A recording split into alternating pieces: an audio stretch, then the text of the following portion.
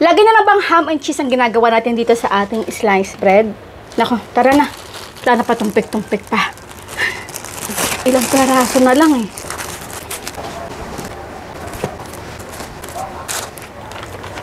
Kakailangan din natin dito ng ham.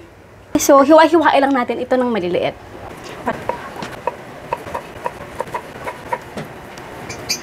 Next, meron tayo ditong pineapple bits. Tanggalin lang natin yung pinaka-syrup nito. Hahatiin ko lang ito sa gitna. Tapos yung excess syrup nito, dry na konti yung ating pineapple. So tara na tayo ay mag-assemble na. So meron ako ditong jumbo ketchup. Jumbo talaga. Sealed.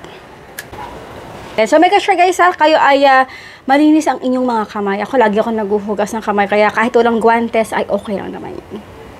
Sliced cheddar cheese. Hindi ako mahilig sa mozzarella kasi para siyang walang lasa. Pero itong cheddar cheese, napakasarap. Dadagdag tayo ulit ng cheese kasi ito yung mga gusto ng mga bata. Yung ham, kahit ilang ham, punuin nyo pa ito, okay lang yun. Sa bahay lang naman ito. Yummy! Sa pangluto na alin napakasarap ng merienda, pwede natin itong gamitin yung mga ganitong klaseng pangluto or pwede naman din kawali. So ito guys, wala itong on and off, so make sure nakasaksak at mag-intay na ito ay uminit. At syempre kapag uminit na nakatulad nito, ilagay na natin. Dapat may butter.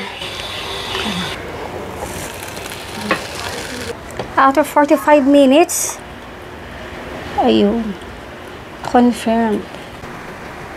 Pero itatry natin na club natin sila. 1, 2, 3. Sana maging okay. Hindi ko natatakpan kasi pipipit.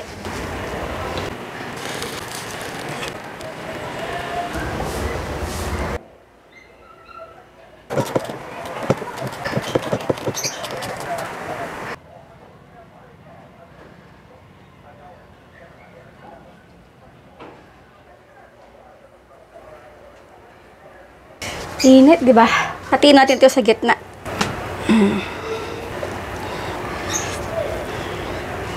Kain po tayo.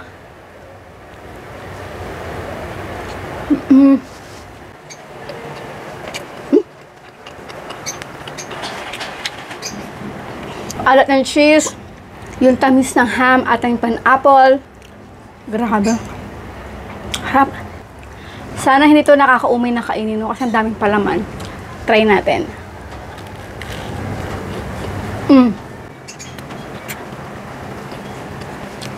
Check.